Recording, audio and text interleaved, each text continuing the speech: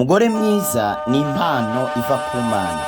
Umugore mwiza ntabwo ava mu byifuzo byacu, nta nubwo ava mu byifuzo by'abantu, ariko umugore mwiza ava ku Mana, ni ingabire y'Imana. Umugore mwiza birivuga ko urose umugore uba urose ikintu cyiza. Birasigura ko umuntu afise umugore, nimba ari ibintu vya mbere ufite byiza mu rugo rwawe, nimba mu bintu utunze byose, ikintu cyiza ufite cy'agaciro ni umugore wawe. Niyo mpamvu wasize byose uheba umuryango, abavukanyi bawe, uza kubana n'uwo mugore wawe. Uwo mugore wawe niwe muntu wa mbere ufite w'agaciro kurenza ibindi bintu byose. Biblia ivuga ko urose umugore uba urose ikintu cyiza cy'agaciro. Abagore ni umunezero w'umugabo. Turabona ko Adamu atigeze yishima igihe Imana imuhaye ibintu byose, ikamuha amatungo yose, ikamuha isi yose ngo abe ari wayiganza, ariko ntabwo yigeze yishima. Yagiye kwishima ryari? Yagiye kwishima igihe abonye umugore. Abonye umugore yaranezerewe, arishima. Birasigura ko umugore ni umunezero w'umugabo wiwe. Abagore muri amashugwe y'isi. Ishugwe rimera neza iyo ritewe mu ivu. Ivu ryanyu ni urugo. Umugore amererwa neza iyo ari mu rugo rwiwe. Umugore amererwa neza iyo ari mu rugo rwiwe yubakiwe n'Imana. Kubera ikivuze yubakiwe n'Imana, nuko hari ingo nyinshi zitubaswe n'Imana, ariko zubaswe n'ibigumbagumba byacu n'amasantima yacu, shaka kubana n'uyu, shaka kumeza uku. Ibyifuzo si bibi, ariko ari abantu batubakiwe n'Imana, ariko bubakiwe n'ibigumbagumba byabo. Umugore niwe soko y'ibibi byose hano ku isi. Ibi byose tubona hano ku isi, umugore niwe soko yabyo. Umugore niwe Satani yaciyemo kugira ngo azane ibyago ndetse n'ibibi hano ku isi. Umugore niwe soko y'ibibi byose hano ku isi, kandi umugore niwe soko y'agakiza hano ku isi. Kubera umugore niwe yabyaye Kristo, niwe yabyaye Yesu, kandi uwo Yesu yabyawe n'umugore ni nawe yaje gucungura abari mu isi. Niwe nawe yaje gukuraho icyaha cyari cyazanywe mu isi biciye ku mugore, ariko uwo mugore nyene ni nawe yazanye umucunguzi, yaje gukuraho icyaha hano ku isi.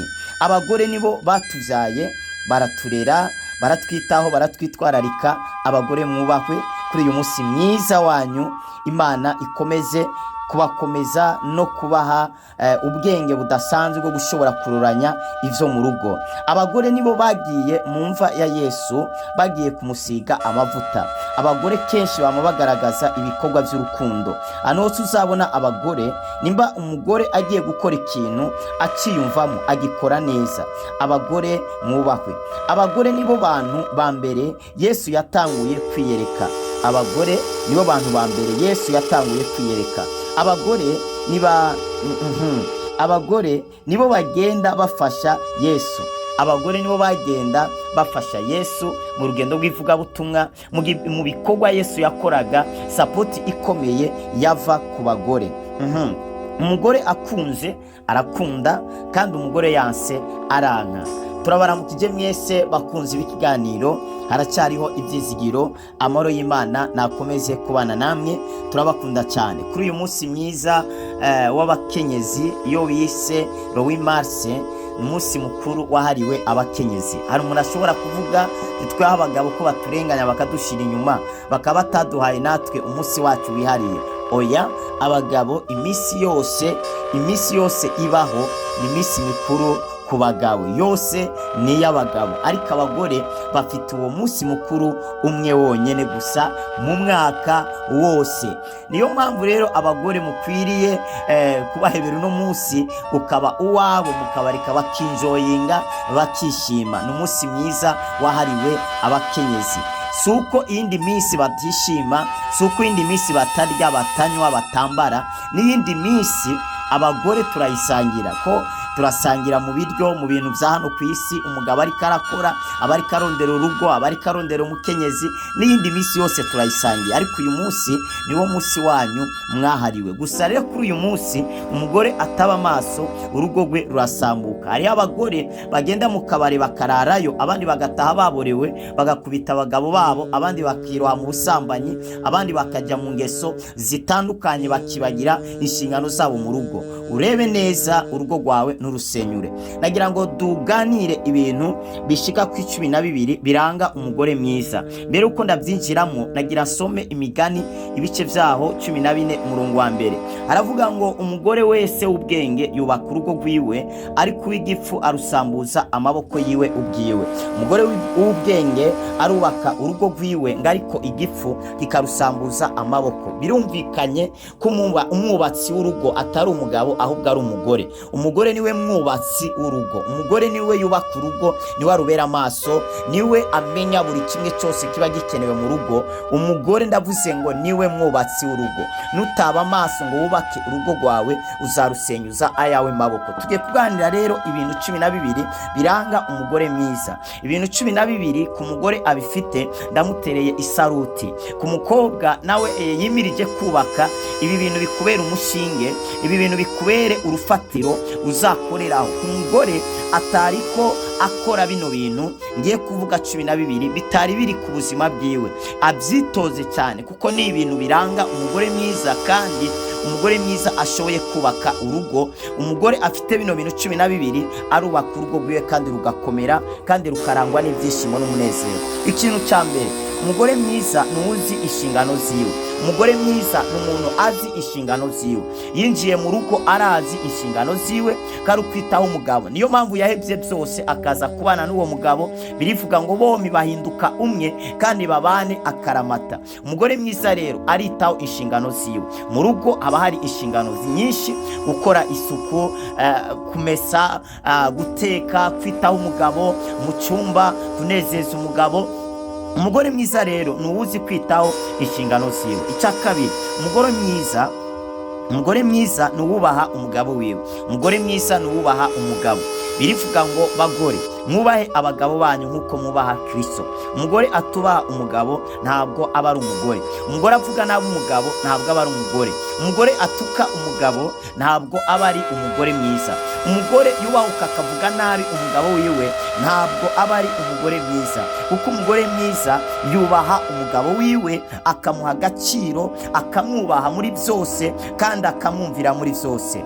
Icya gatatu, umugore mwiza nuwihanganira ibihe bibi muba muri ko muracamo. Umugore mwiza ntabwo ari urya agukunda mufise ibyo kurya n'ibyo kunywa, mufite amafaranga. Ariko umugore mwiza ni ukwihanganira muri bya bihe bibi by'inzara, by'ubukene, byo kurara hasi, byo gusohorwa mu nzu, by'indwara, muri bya bihe by'intambara, muri bya bihe ndetse muba mumerewe nabi, nta kintu kiba kiko kirafadika. Umugore mwiza ni uwihanganira ibyo bihe bibi muba muri ko muracamo. Icya kane, umugore mwiza ni ubumbwa n'umugabo wiwe. Icya kane, umugore mwiza ni ubumbwa n'umugabo wiwe. Ndasubiyemo icya kane, umugore mwiza ni ubumbwa n'umugabo wiwe. Umugore atabumbwa n'umugabo wiwe, uwo ntabwo aba ari umugore mwiza. Umugore agenda arareba abandi bagabo, abarebare, abagufi, bose agomba kubumviriza.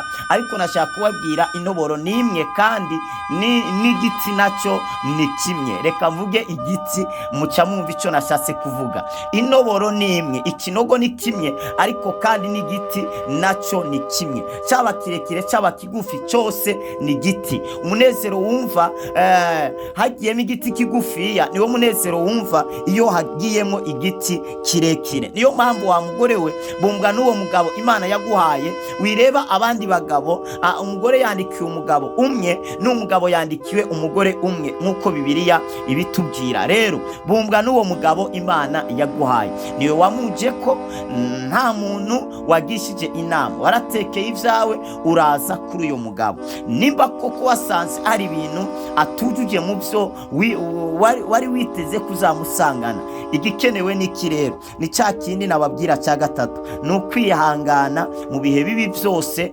uzaba uriko uracamo, mu bintu byose uzaba uriko uracamo muri urwo rugo rwawe. Natagushikanira aho ushaka utegereza kwihangana, kubera urukundo rurangwa no kwihangana. Kandi kubaka urugo ni uguhitamo. Umugore mwiza ni uwuhitamo, wamaze guhitamo kubaka. Umuntu yahisemo kubaka yihanganira n'ibyo ahura nabyo byose mu rugo. Rero icya gatanu, umugore mwiza ni uwugira ibanga. Icya kane, umugore mwiza ni uwubumbwa n'umugabo wiwe, akabumbwa n'ibyo kurya umugabo amugaburira, akabumbwa n'imyambaro umugabo amwambika. Umugore mwiza akabumbwa n'umugabo we, akabumbwa n'igituza cy'umugabo wiwe, akabumbwa n'igiti cy'umugabo wiwe, akabumbwa na buri kimwe cyose giturutse ku mugabo wiwe, akabumbwa n'ibyo mu rugo rwiwe. Icya gatanu, umugore mwiza ni uwugira ibanga. Umugore mwiza ni umuntu agira ibanga. Reka ibindi bisigaye ndabivuga mu gice gikurikira. Niba ari irya mbere dukurikiranye kuri no channel ya Haracyariho Ibyizigiro TV, reka ngusabe n'ukuri ukande subscribe cyangwa sabone. Iyo wakanze subscribe cyangwa sabone, birabisigura iki? Ni ukuvuga ko ubuhaye promotion iyo video kugira ngo igere ku bantu benshi. Kandi ikindi nacyo nuko iyo dusizeho ikiganiro uba uwa mbere ugikurikirana, no kuvuga urabimenyeshwa. Iyo dusizeho ikiganiro birinda kugira recherche kuri YouTube, oya, ahubwo dusizeho ikintu uba uwa mbere urabimenyeshwa. No kuvuga ngo YouTube ikigishira imbere, yo uguruye YouTube uhitubona amavideo akunda kuza mbere, nari amavideo aba ari kuri channel uba warakanze subscribe cyanye sabone, niyo akunze kuza mbere. Rero ikindi naco nagomba kubasaba, shiraho like cyanye wandike muri commentaire icyagufashije.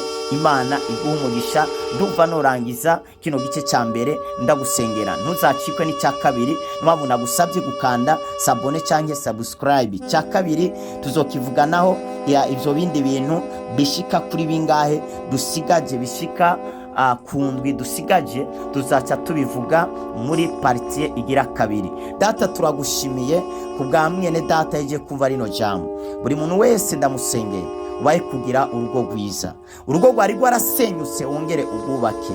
Urugo rutarimwe amahoro, Mana urushiremwe amahoro. Urugo rutarimo umunezero, Mana urushiremwe umunezero. Urugo rwari mu ntambara, intambara zibangurukane. Urugo rwari mu bibazo, ibibazo birangire mu izina rya Yesu. Uzana umwumvikano, uzana amahoro, uzana iterambere, uzana itunga, uzana impinduka mu rugo rw'uyu mwene data mu izina rya Yesu. Uyu nawe atarubaka ndamusengeye kugira ngo mu gihe ciwe cyo guhitamo uzamuye guhitamo neza, agire urugo rwiza rw'umunezero, rw'amahoro n'iterambere mu izina rya Yesu. Amen. Birashoboka ko wifuza gusengerwa, ufite umutwaro, ufite inzozi warose zirakuzazanira, hari ikibazo wumva wo tubaza bitewe n'ibyo dukunze gucisha kuri no channel, kumbura agomba gushigikira kino gikorwa. WhatsApp yacu ni iyi +257 65 77 339. Mwarahezagiwe, mwari kumwe na Apotre wa Kristo Glory Shine. Mwibuke gusangiza n'abandi. Murakoze cyane.